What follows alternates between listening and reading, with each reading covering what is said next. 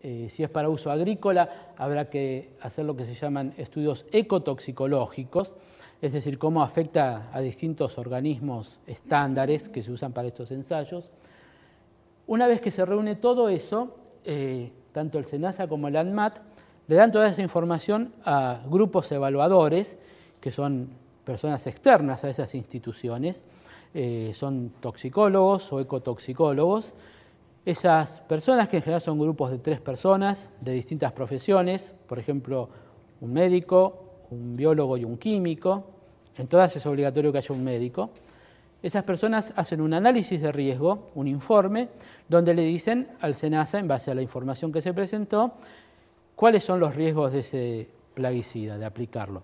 Y con ese informe, el SENASA o el ANMAT deciden si autorizan o no la venta del producto. Actualmente el DDT está completamente prohibido en Estados Unidos y Europa. En Argentina está explícitamente prohibido su uso en agricultura y ganadería. Sus efectos indeseables se empezaron a revertir cuando se prohibió su uso. Por ejemplo, acá tenemos la cantidad de DDT en función del tiempo, en años en que ya no se usaba, en los grandes lagos del continente norteamericano.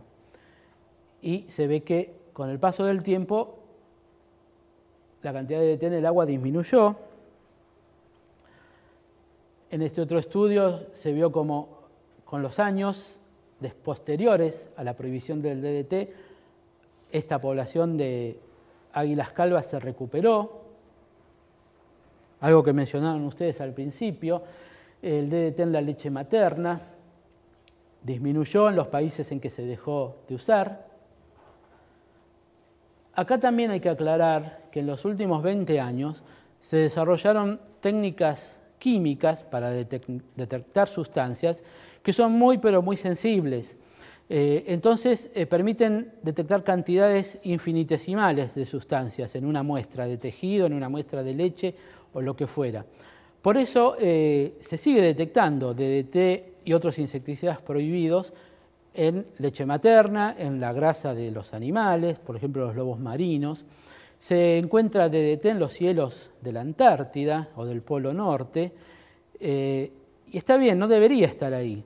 Fue un error aplicarlo en tan gran medida, pero también hay que aclarar que eso proviene de una época en que se usaba en forma masiva y que ahora se detectan cantidades infinitesimales que en realidad no constituyen un riesgo. Pero eso no quiere decir que esté bien que esté ahí. No se ha podido establecer si produce cáncer de pecho femenino, como se ha afirmado muchas veces. Los estudios epidemiológicos son difíciles de interpretar a veces. A veces se cree establecer una relación entre la presencia del DDT y un cáncer y otras veces no. Y eso es porque es muy difícil trabajar con grupos de 1000 personas que en sus vidas cotidianas están expuestos a muchas cosas, y asociarlos a una sola puede ser que no sea la mejor forma de hacerlo, pero tampoco hay otra forma.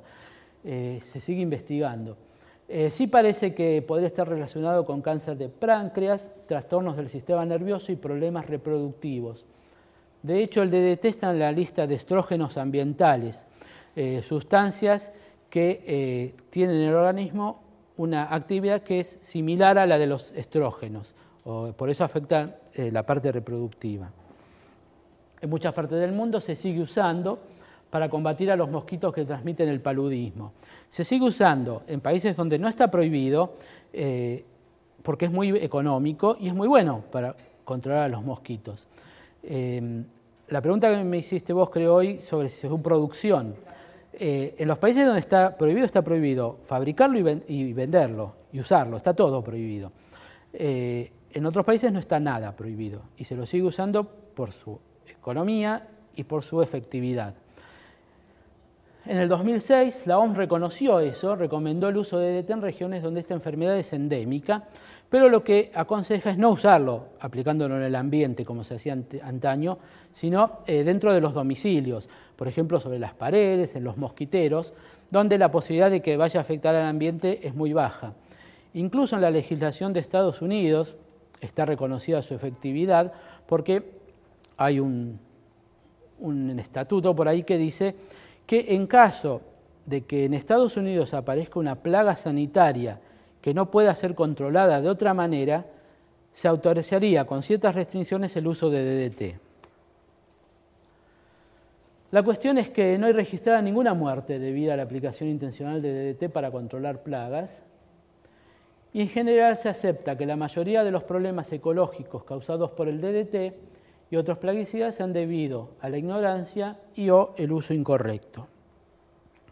Mientras que en el pasado se llegó a pensar que el DDT podría servir para exterminar a todas las plagas, hoy lo que se hace es tomar medidas para controlar las plagas, para disminuir el tamaño de la población. Controlar, como vimos antes, es mantener la densidad de la población por debajo de cierto umbral. Esto ya lo vimos antes. Esto es controlar la plaga. En el pasado los insecticidas se aplicaban en forma indiscriminada, sin tener en cuenta los organismos que no eran plagas. Hoy, si bien no siempre se cumple, pero el objetivo debería ser tener en cuenta que las plagas forman parte de complejos ecosistemas que incluyen organismos benéficos. Incluso el hecho de modificar la población plaga puede tener efectos sobre otras poblaciones. Algo tan simple como puede parecer un depósito de granos puede ser un complejo ecosistema, donde la mayoría de sus integrantes no son plagas. Entonces, eso hay que tenerlo en cuenta cuando se hace una aplicación para controlar la plaga que se come el grano. Así surgió el manejo integrado de plagas, que es una estrategia de control de plagas desde una perspectiva ecológica. Usa todas las acciones disponibles para controlar las plagas, incluida la inacción. Eso puede ser hacer cosas para que la plaga disminuya o no aparezca, que no sea aplicar plaguicidas. El manejo integrado de plagas incluye la aplicación de plaguicidas, pero su objetivo es minimizarla al máximo. Incluida la inacción, es decir, no tomar medidas cuando no hacen falta.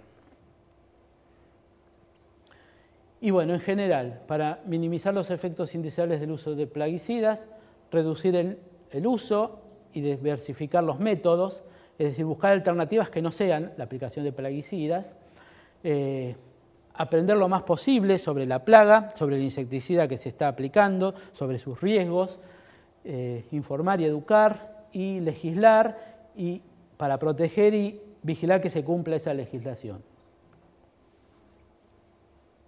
Y con el agradecimiento de Paracelso, damos por terminada la charla. Gracias.